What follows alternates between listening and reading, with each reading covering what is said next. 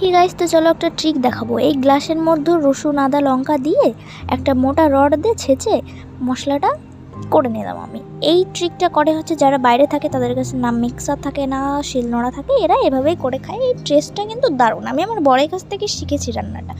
So আমি রান্নাটার রেসিপিটা দেখতে থাকো, আমি তোমাদের সেই কথাটা শেয়ার করি। আমার মামনি অ্যাকচুয়ালি ভাইফোঁটার সময় এসেছিলো অনেক বছর আগের কথা, অনেক ছোট থাকতে 7-8 বছর হবে। সো তখন আমি আমার মামনিকে শুধু মাসিকে শুধু মা বলে ফেলতাম। তো মা আমার যেহেতু কাছে থাকতো না, তাই মাকে বেশি মা ডাকাটা হতো না, খুব মিস করতাম। তো মামনি একদিন এসেছিলো, তো ওনাকে আমি বলি যে মাসি তোমাকে শুধু মা হয়ে যায় কেন, বুঝি না। মাসি বলে ঠিক আছে, তুই আমাকে হয় মামনি বল, না মিমি বলতে পারিস, অনেক নাম আছে। আমি সেখান থেকে মামনিটাকে বেছে নিয়েছিলাম। তো তারপর থেকে আমি মাসিকে মামনি বলতাম। এখন আর বলি না, এখন মাসি বলি, বড় হয়েছি যেহেতু।